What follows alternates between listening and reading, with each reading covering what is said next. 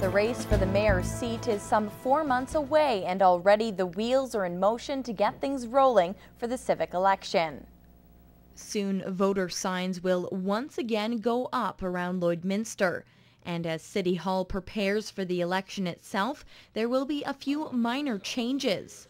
Rather than changing the whole process from beginning to end, it may be better to take small steps. Residents will now have to show proper photo identification and will be electing those running for a 4-year term instead of 3. As well, the candidates' names will now be alphabetically listed on the ballots. But not everyone was in favor of that change. A lot of people aren't aware of the fact that they don't have to select 6 people on a form, but they automatically do. And they'll just, wherever, start from the top, click, click, click, click, click. Councillor Park says it will give an unfair advantage, and he would rather see a rotational structure. And though he was the only one to vote against the change, Mayor Mulligan does agree with him. I think Councillor Park's right.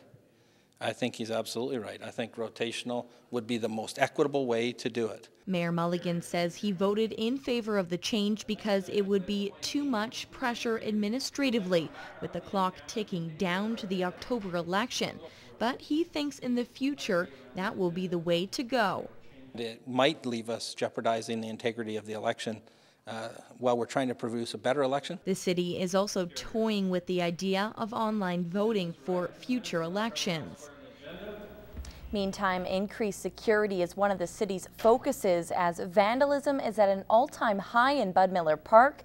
As Elise Cox explains, a new partnership is looking to combat their recent problems.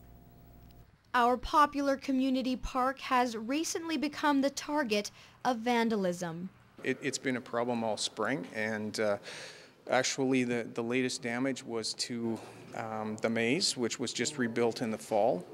Photos were given to me this weekend where 200 and roughly 40 shrubs were pulled out of that maze, literally leaving it totally destroyed. Along with damage to washrooms, mini golf grounds, lawn bowling, and other amenities, the city says we're sitting at about $150,000 in damage.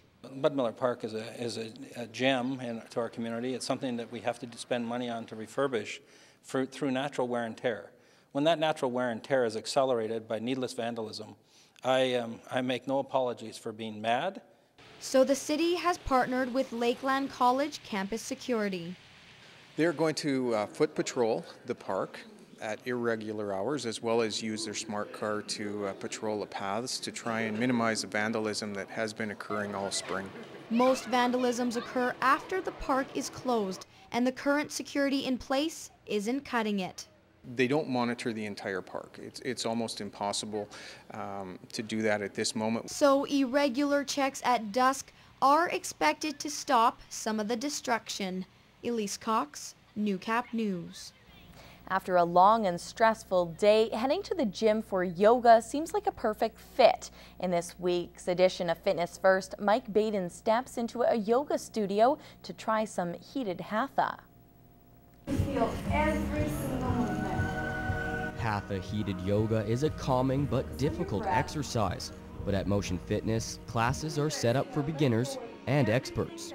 My classes are very much geared towards beginners, and I always asked the participants to really listen to their body, and it's not ever about what I'm doing or what the person beside them is doing. It's about listening to your body and tuning into your body and only taking your body as far as it's willing to go. Yoga's combined focus on mindfulness, breathing, and physical moves brings health benefits all throughout the body. It's amazing. It settles your nerves, it's good for your blood pressure, it's good for your peace of mind. It's excellent if you're into hockey or super hard cardio fitness. It's great for stretching your muscles, and it just creates space in your body.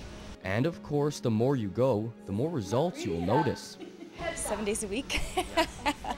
Yeah, I mean, if you could do a class a week, that would be a great place to start. I think probably anything that you could do, whether it's 10 minutes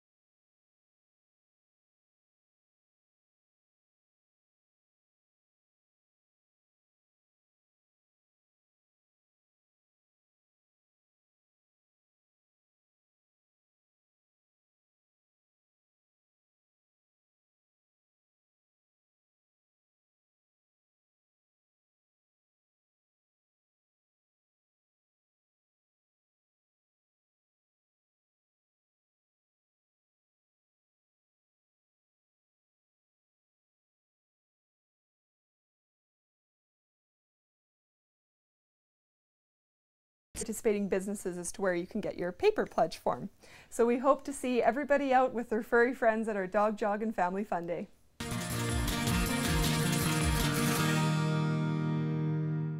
The Pet Project is sponsored by Quick Pick Waste Disposal. Locally owned and operated and serving urban, rural, and industrial customers in Lloydminster and region.